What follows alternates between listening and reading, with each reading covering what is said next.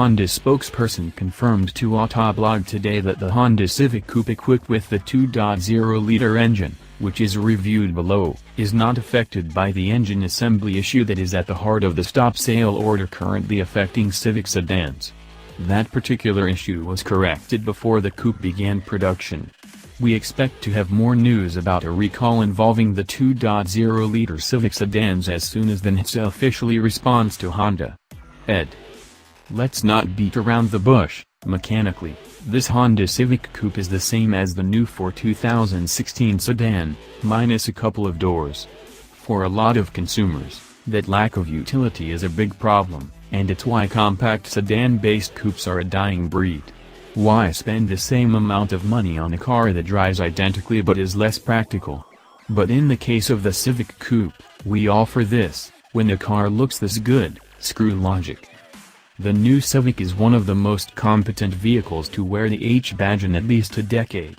And this new two-door does nearly everything the four-door can do while looking like an absolute stunner. From the A-pillar forward, this is the same reserved but handsome Civic that broke cover in 2015. Like a mullet, stay with us, the Civic only gets more interesting as we proceed toward the back. The rear window sits 0.8 inches lower than on the sedan, but that's only part of what makes the two-door more dramatic. The coupe is 5.4 inches shorter than the sedan, but all of that is behind the rear axle. The wheelbase is identical. So while the rear window and roofline aren't dramatically lower than the sedan, you just run out of car far more suddenly.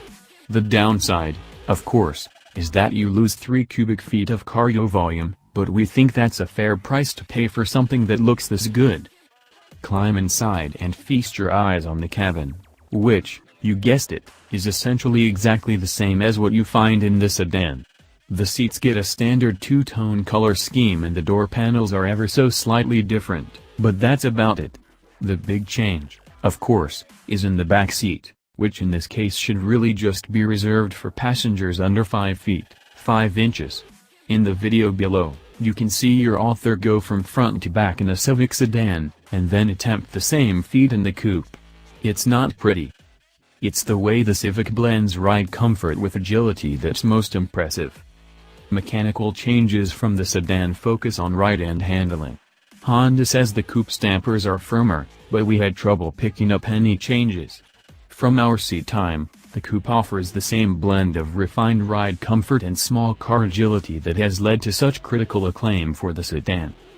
During our test outside of San Diego, California, we couldn't detect much about the road texture through the isolated chassis, but the coupe felt like it'd happily go wherever we pointed it without drama. It's this pointiness, particularly on turn-in, that gives the Honda its sense of agility.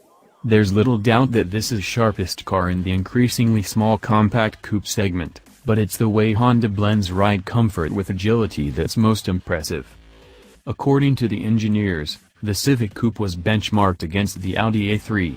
And while we'd normally roll our eyes at this claim, there's honestly a genuinely premium feel to the way the Civic goes over bumps.